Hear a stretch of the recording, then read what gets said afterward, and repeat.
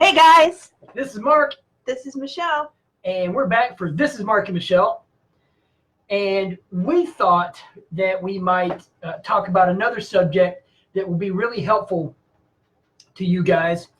Over the past 25 years or so, Michelle has taught autistic kids and adults private music lessons.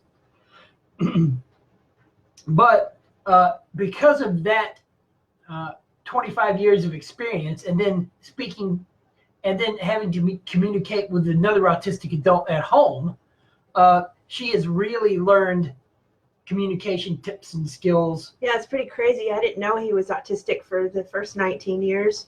So I didn't know I was learning to communicate with autistic people, which explained why I was so good at teaching autistic kids. But I had no idea why I was good at it.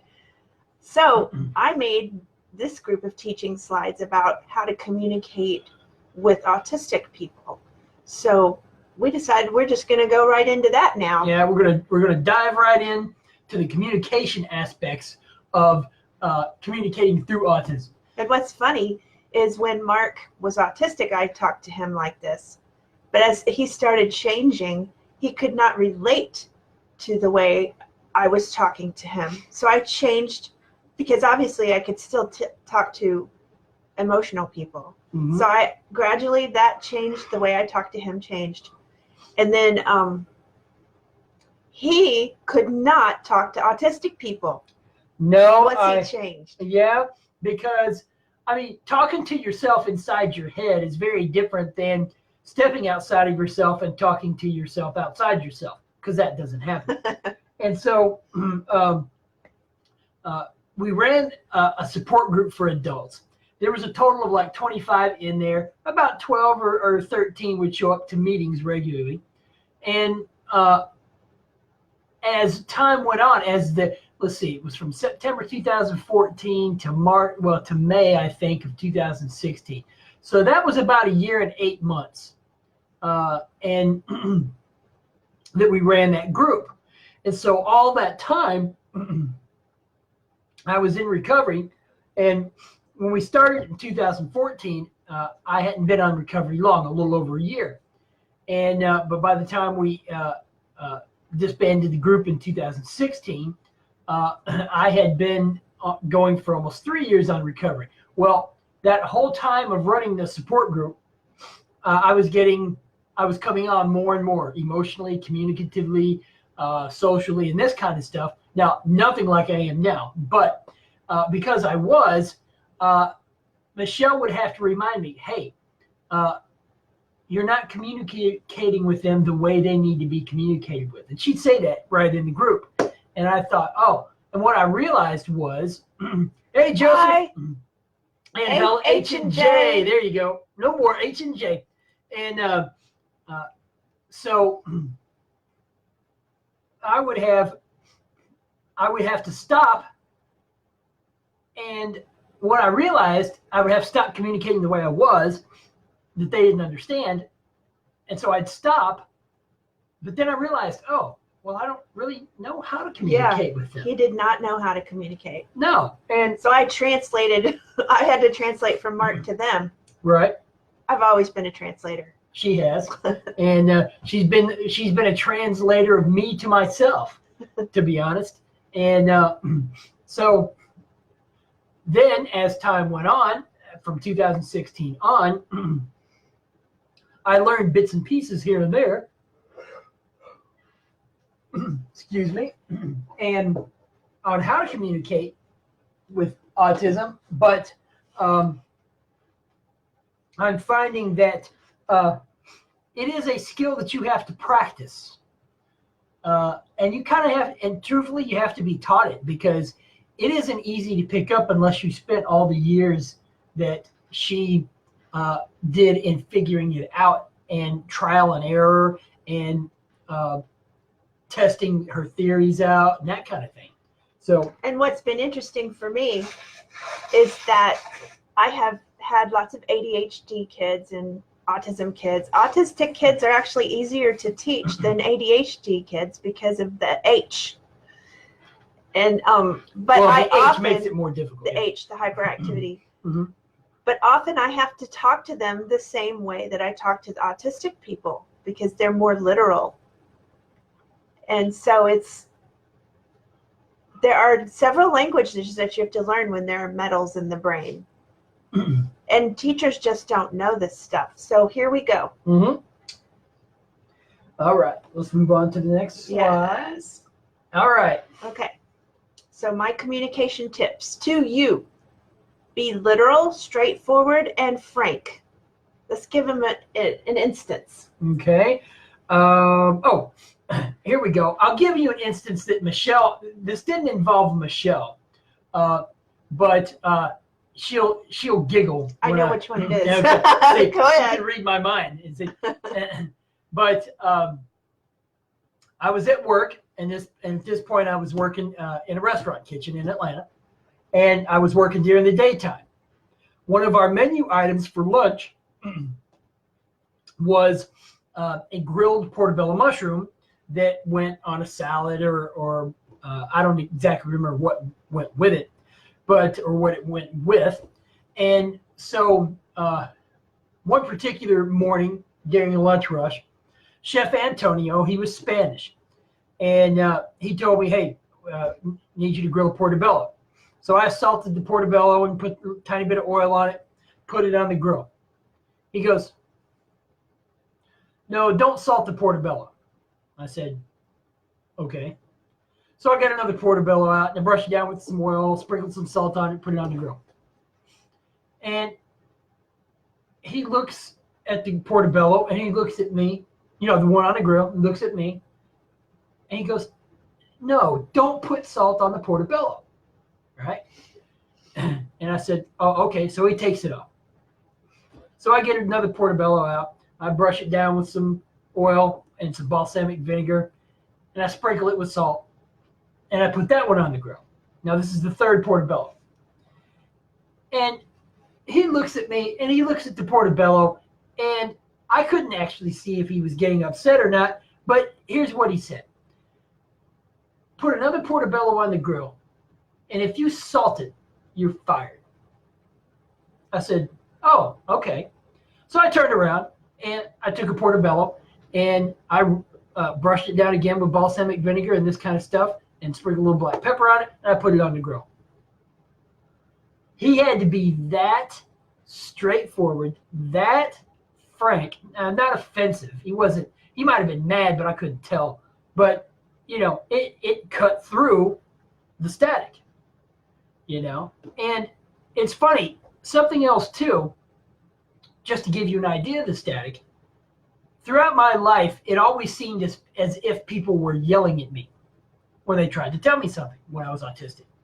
And what I realized after recovery is, or at least going through recovery, yeah, they were yelling because that was about the only way to get through the autism that was affecting how I listened to them, So that's an example of be literal, be straightforward and frank, right? Not offensive. You don't have to be rude. You don't even have to get mad. Just be firm, straightforward, and literal. If you don't want them to do something, you tell them, do not do that. Mm-hmm. And you don't have to sugarcoat it or anything because they don't get that anyway. Right. Mark was worried about hurting somebody's feelings. I was like, no, you've got to say it that way. That's how they think. That's how they do things. Mm-hmm. It's very different. Mm-hmm. There's no emotion. Well, and I've heard a lot of autistic adults say, well, we have feelings. Well, that's true, but if we don't communicate this way, you don't get what we're saying. So, which goes back to last night about the bullying. You were yelled at so much. Mm-hmm. But you live in this world, and so so some of the bullying may have happened because I couldn't, and I said that. Right. Was that last night or a couple nights ago? Oh, whatever, yeah. Yeah, but anyway, I think some of that bullying, some of that people grabbing me by the arm and forcing me to do stuff or forcibly moving me somewhere else probably came because I couldn't hear. And so they lost their patience. Right. So so the next one would be to be emotionless. So if you deliver your words without emotion, that removes that bullying aspect. So be emotionless, remove frustration and anger from vocalizations. That's very difficult for an emotion-filled person. But that is the most effective way to get your point through quickly and with less meltdown.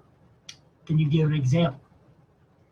Well, I told the story the other night of the kid that I guess you've probably all heard it already. But just in case. I had a student, he was maybe 9 or 10, trumpet student, and he was aggressively, he was mean, and he was belligerent. He was belligerent, yes, that was the word. Every lesson, but this particular lesson, he was coming into my room in a meltdown, and his dad just shrugged and left him in my room. And he was just screaming. The kid. The kid was screaming. He said, "Don't talk to me. I want to burn this store down. I never want to see you again. I hate you." He was saying all this really awful, vile things and cussing. I won't say that here. And I just listened. He said, "Never talk." I heard him say, "Never talk to me again." So I decided to not talk to him.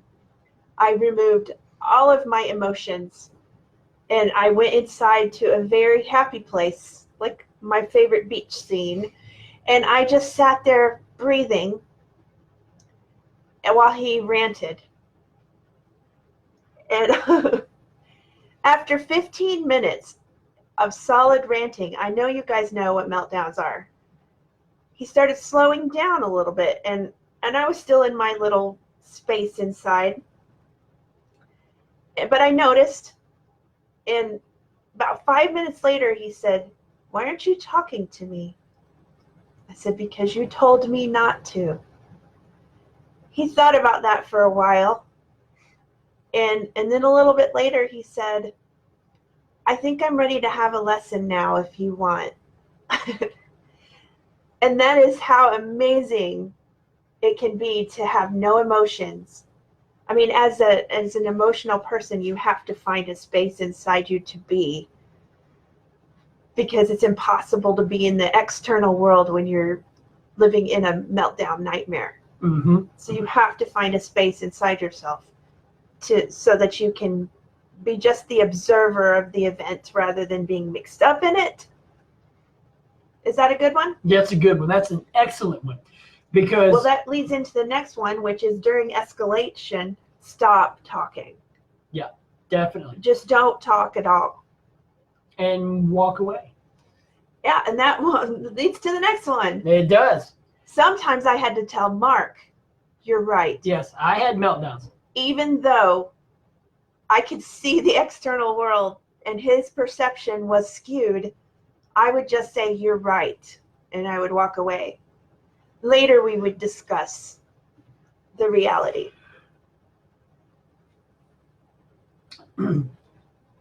So the next tip is really similar to the second one, where we said be emotionless, remove frustration and anger from vocalization, remove frustration and anger from your words, from saying your words. The next suggestion is monotone speech. When you talk, no ups and downs. No emotional ups, no emotional downs. Monotone, which I said, "You told me not to." I said it like that. "You told me not to!" That makes it worse. Well, that causes overload. Yeah. And I remember that from when I had meltdowns and we would get into it. And I realized later that what caused the overload was she was trying, I won't say not just overload, but I couldn't hear her words if there was emotion coming with them. Now, I think that the signals were confused in my brain when I was autistic. And so when she used emotion, and even if she didn't use but just a little with her words, that would still confuse me in trying to understand her words. So the monotone speech, no ups and downs, you told me not to. That's all it needs to be. No more than that. All right. Oh, here we go. This is something that may take some practice. Yes. But you want me to hear from a place of innocence. There will be no insinuations or hints. Now, I think what you mean is there will be no insinuations or hints coming from the autistic person. That is correct. Right. And, and that's the thing. There really isn't lots of game playing. There's basic game playing, sure, but there isn't lots of it. So you're not getting insinuations. Usually, I didn't, as an autistic person, I didn't insinuate anything. I didn't hint at anything. I just straightforwardly said what I said, expecting people to deal with it, But she says, so take their words at face value. Like what you would read in a dictionary, not the added emotional content that's in a word. Just the actual dictionary definition of the word is how you would listen to an autistic person. Mm-hmm. And so she says, hear their words without your emotional response. Right. So you have to turn off your emotions, your triggers. Your triggerings will make you not hear an autistic person correctly. Mm-hmm. It will make assumptions. You will make assumptions from that triggering place. And oddly enough, I still come from that same place of not insinuating or hinting at anything, because I find that to be dishonest. If you can't be nice enough to say, hey, look, this is how I feel about this situation, and it seems as if you are doing this and this. If you can't be that straightforward, you're just causing problems. Well, that might be your Asprey wiring that you're just going to have. Yeah, probably. Because if we were in teens, we grew up with all of these emotional. Well, that's true. The emotional intent around a word, we know them. For instance, my favorite story is of the woman who was serving us tea, and she asked if we wanted to see the propaganda in the tea, and that made me giggle a little bit, because the emotional intent behind propaganda is usually negative, having to do with politics somehow. And she's talking about tea propaganda rather than a leaflet or. There was an ad. An ad. It was basically a little pamphlet talking about the benefits of the tea, where it came from, and this type of stuff. And she thought, and to her, it came across as propaganda because it wasn't dry facts.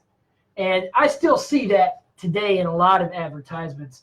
I saw one at work recently that was so emotional that it meant nothing. And I'm just, as a good example, it was on a popcorn chip bag. And so it was chips made out of popcorn and tortilla chips. And the bag said, we're really striving for that down-home flavor. And I'm like, in popcorn chips? Really? And then it talks about we bring the best, and we buy the best ingredients so we can provide the best flavor to you.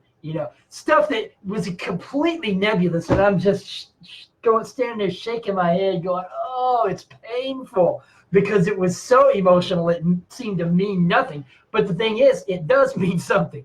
But it doesn't mean much to you because you didn't grow up with all that emotional stuff around words. Exactly. But that type of marketing means everything to But now MTs. it grosses you out you get it and you're like, that is just so crap. You can see through it. Right. So. Well, exactly. Well, it's like the overly slick commercials on TV for a car. It's a car, man, not a spy that belongs to the CIA. Come on. Just, in other words, some of the emotion in advertising can be so over the top that you're just like, oh. So anyway, the woman who served us the tea said, I use that word because it makes people laugh. I don't know why they laugh. And I explained that there's an emotional context around the word propaganda. Mm-hmm. But she said, I don't get it. Yeah. Okay. And I was just starting to get it. Yeah. So, well, all right. This is the last major tip that Michelle's providing here.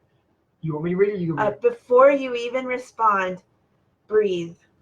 so that you can respond in the manner in which will be the most beneficial.